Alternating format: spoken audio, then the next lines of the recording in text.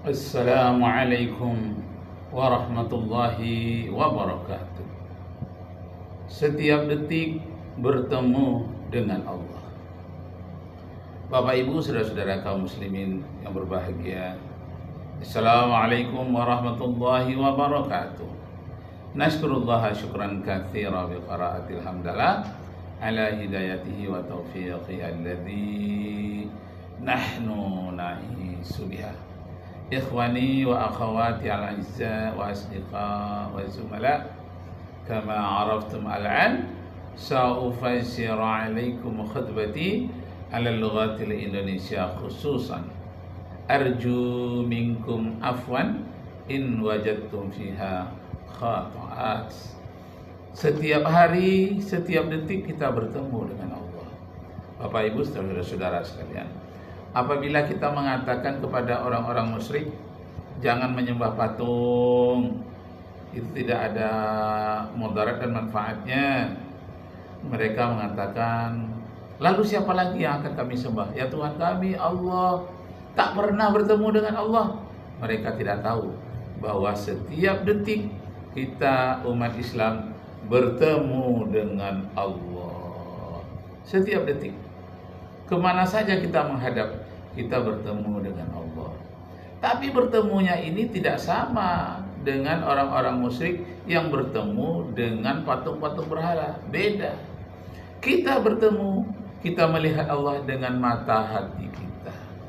Jadi kita tidak mampu melihat dengan mata kita, tapi kita mampu melihat dengan mata hati kita. Melihat Allah dengan mata hati. Masya Allah. Warna-warna yang kita lihat ini, peci saya berwarna hijau, inisial saya berwarna merah, baju berwarna hitam, berwarna kuning. Ada warna-warni, sebagaimana tumbuh-tumbuhan berwarna-warni. Lihat bunga raya warnanya merah, lihat lagi terong berwarna ungu, lihat lagi pepaya yang masak berwarna kuning. Nah, ada warna-warni seperti itu. Pertanyaan, siapakah yang menciptakan warna-warni itu? Nah, tak lain dan tidak bukan, yang menciptakannya adalah Allah. Manusia hanya menerima bersih pepaya yang masak berwarna kuning kulitnya, isinya kuning kemerah-merahan. Kita lihat bunga mawar, ada mawar merah, ada yang pink. Nah, begitu banyak warna-warni diciptakan oleh Allah. Warnanya mejin kuhi biniu, merah, jingga, kuning, hijau, biru, nila, ungu. Siapa yang menciptakan itu? Dalam hati kita, Masya Allah, indahnya warna-warni itu. Yang menciptakannya adalah Allah. Nah, batin kita, nurani kita, mata hati kita telah melihat Allah melalui alam ciptaan Allah. Itu bedanya kita umat Islam bertemu dengan Allah, dengan orang pagan, orang-orang kafir yang bertemu dengan patung-patungnya sebagai Tuhannya. Masya Allah. Jadi kita tidak memakai mata zahir melihat Allah, tapi melihat dengan mata batin. Karena itu kalau kita dalam beribadah, yang disebut dengan ihsan itu an ta'budallah ka'annaka tarahu. Kamu haruslah beribadah seakan-akan melihat Allah. Fa illam takun tarahu fa innahu yaraka. Jika memang kamu tidak mampu matamu ini melihat Allah, yakinlah bahwa Allah melihatmu. Jadi mata batin kita mengatakan Allah sedang melihatku. Nah, Bapak Ibu saudara-saudara sekalian, kalau secara ilmiah kita kaji, kita lihatlah alam semesta, bumi yang kita injak. Kenapa bumi jadi begini? Bumi Madinah, Mekah ada tinggi, jarang yang datar. Banyak bergunung-gunung, didatarkan dulu baru datar kalau mau buat hotel. Kalau di Riau, tempat lahir saya, rata-rata datar. Tanahnya jarang pula yang bergelombang-gelombang. Di daerah-daerah tertentu banyak juga bergelombang. Maaf. Jadi Bapak Ibu saudara-saudara sekalian, kenapa terjadi demikian? Bumi yang kita injak Katanya bumi ini berlapis-lapis. Lewatlah saya di Sungai Rokan, sampai ke ujung sekali dekat ada air terjun di sana, Rokan 4 Koto. Terus nampak lapisan-lapisan bumi. Nah, ternyata bumi ini juga berlapis-lapis. Masya Allah. Nah, walaupun bumi yang kita lihat berlapis-lapis, apa yang dilihat oleh mata batin kita? Ini ciptaan Allah yang maha besar. Kalau kita kaji lagi secara ilmiah, dalam kajian prasejarah, ada zaman APK, Archaikum, Pelozaikum, Archaikum, Pelozaikum, Kenozoikum ini, zaman Archaikum ini, bumi ini awalnya merupakan cairan panas. 1 miliar tahun lamanya. Itu zaman Archaikum. Zaman Paleozoikum ini 1 miliar tahun pula lamanya. Bumi ini mulai mengeras. Sebagian-sebagian yang panas, sebagian-sebagian sudah membentuk tanah. Kemudian Kenozoikum.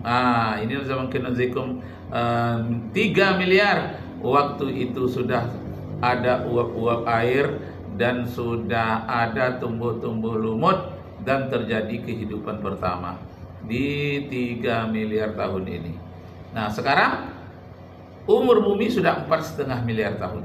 Ada yang mengatakan 4,6 miliar tahun. Bagaimana sejarah dari awalnya? Pada mulanya merupakan cairan panas, kemudian membentuk kerak-kerak bumi, kemudian terbentuk uap air, genangan-genangan tertentu. Yang ketiga, mulai adanya lumut. Kemudian pada 4 miliar tahun, nah pada zaman inilah banyak terjadinya kehidupan yang berevolusi. Binatang-binatang laut tadi itu ada yang bisa naik ke batu-batu, dan bisa pula dia makanan-makanan bisa naik ke darat. Sampai di darat bisa dia memanjat pohon, sampai akhirnya bisa pula melompat. Terjadi evolusi selama ribuan tahun. Masya Allah. Nah, kita dengarkan. Proterozoikum, Archean, dan Hadean. Masa-masa ini menandai terciptanya bumi dari awal hingga proses menjadi seperti saat ini, yaitu manakala bumi terbentuk semula oleh sekumpulan gas dan debu lebih dari 4,5 sampai 4,6 miliar tahun silam. 4,6 miliar tahun. Elemen-elemen ringan termasuk hidrogen dan oksigen yang jumlahnya sangat besar terkumpul dalam planet sebagai gas yang terkondensasi dan membentuk bebatuan yang lunak atau yang dalam ilmu geologi disebut dengan istilah molten rock. Kemudian material-material berat memisahkan diri dan menempati tempat yang dalam, sedangkan material ringan naik ke atas. Fase atau masa inilah yang disebut sebagai era Hadean Eon atau masa Hadean, di mana bumi masih pada awal penciptaannya dan belum terbentuk bebatuan kecuali meteorit. Setelah itu, tibalah fase akhir masa Hadean dan memasuki masa Archean, yaitu ketika bulan terbentuk dari lontaran sebagian kulit bumi karena tumbukan dahsyat. Nah, jadi bulan itu terbentuk dari kulit bumi yang terpisah dari bumi. Walaupun bulan itu terpisah dari bumi, dia tetap mengelilingi bumi sebagai induknya. Putarannya 1 kali keliling rembulan itu 29,5 hari. Jaraknya dari bumi ke bulan adalah 4.500 km. Karena 1 detik kecepatan cahaya. Kecepatan cahaya dalam 1 detik 300.000 km. Nah, kalau 1,5 detik 450.000 km. Jadi cahaya untuk sampai dari bumi ke bulan hanya 1,5 detik. Nah, jadi rembulan itu berasal dari kulit matahari yang terlepas. Lalu kalau rembulan berasal dari bumi, bumi berasal dari matahari. Bumi berasal dari kulit matahari yang terlepas pula. Mulai dari yang terlepas itu Merkurius, Venus, bumi. Nah, bumi yang ketiga. Jadi Merkurius, Venus, Bumi, Mars, Jupiter, Saturnus, Uranus, Neptunus, Pluto. Nah, Pluto yang ke-9. Tapi planet yang ke-9 itu sedang dipermasalahkan orang karena jalannya tidak begitu stabil. Diperkirakan dia anak buah matahari lain. Jadi di sebalik matahari kita ini ada matahari lain. Nah, diperkirakan seperti itu. Maksudnya ada tata surya yang lain yang mirip dengan tata surya kita di matahari dan bumi kita ini. Tata itu artinya aturan-aturan, surya itu matahari. Jadi benda-benda yang beraturan mengelilingi matahari, itulah yang disebut dengan tata surya. Kita lanjutkan, Masya Allah. Dengan benda langit lainnya, Al-Quran menandai fase ini dengan istilah Wallahu ja'ala lakumul arda bisatan litasluku minha subulan fijaja. Allah menjadikan bumi untukmu sebagai hamparan agar kamu dapat pergi dengan leluasa di jalan-jalan yang luas. Fase menghamparkan bumi yang juga disebut dengan tibanya masa Arkean juga ditandai dengan munculnya bakteri dan stromatolite. Kemunculan makhluk ini juga menandai awal kehidupan yang ditandai dengan ketersediaan air. Masa ini dalam kajian geologi juga disebut dengan istilah Proterozoikum, di mana juga dijumpai binatang-binatang purba. Setelah itu, tiba fase pembentukan pegunungan. Masa ini bisa jadi dimulai sejak akhir Proterozoikum atau sekitar 542 juta tahun yang lalu. Jadi gunung-gunung pun itu terbentuk. Bagaimana cara terbentuknya gunung itu?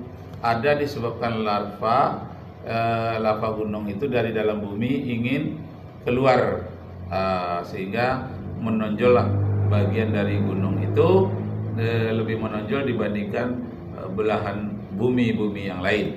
Nah, itu cara yang pertama, melalui lava. Sedangkan yang kedua ada melalui pergeseran lempeng benua, yang satu menusuk ke bawah, yang satu terangkat ke atas. Itu asal usul terjadinya Gunung Himalaya. Jadi Gunung Himalaya itu pun bertambah tinggi. Di dalam Al-Quran surat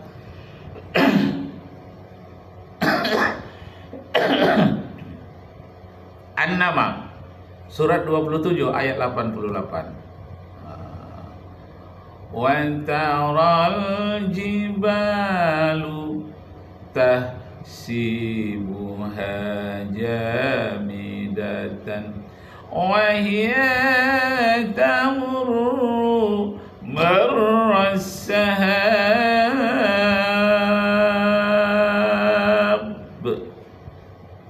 Kamu melihat gunung-gunung itu, barangkali menurut kamu gunung-gunung itu tetap, padahal gunung-gunung itu berjalan seperti berjalannya awan. Jadi plate kontinental, lempengan benua itu dia bergerak terus menerus. Ada yang geraknya saling menjauh, ada geraknya saling mendekat, namanya divergen. Nah, jadi Bapak Ibu Saudara sekalian, jadi berjalan itu gunung-gunung. Cuman perjalanannya lambat, ada yang 3 cm per tahun, ada yang 5 cm, ada yang 12 cm per tahun, dan ada cuma 2 cm per tahun. Tapi yang penting dia bergerak, tidak ada gunung-gunung itu yang tidak bergerak. Nah, taruhlah bergeraknya itu 2 cm per tahun. Tapi kan bumi ini sekarang sudah berumur 4,6 miliar tahun. 4,6 miliar dikasih 2 cm, dikali 2 cm. Berapakah jaraknya perjalanan bumi ini? Nah, kesimpulannya, pergerakan bumi ini adalah atas kekuasaan Allah Subhanahu wa Ta'ala. Melihat bumi, kita melihat kekuasaan Allah. Jadi setiap detik kita melihat Allah, lihat bintang, lihat bumi, lihat manusia, lihat bunga-bunga yang warna-warni. Semuanya kita lihat itu adalah kekuasaan Allah Subhanahu wa Ta'ala Jadi kesimpulannya, setiap detik kita bertemu dengan Allah.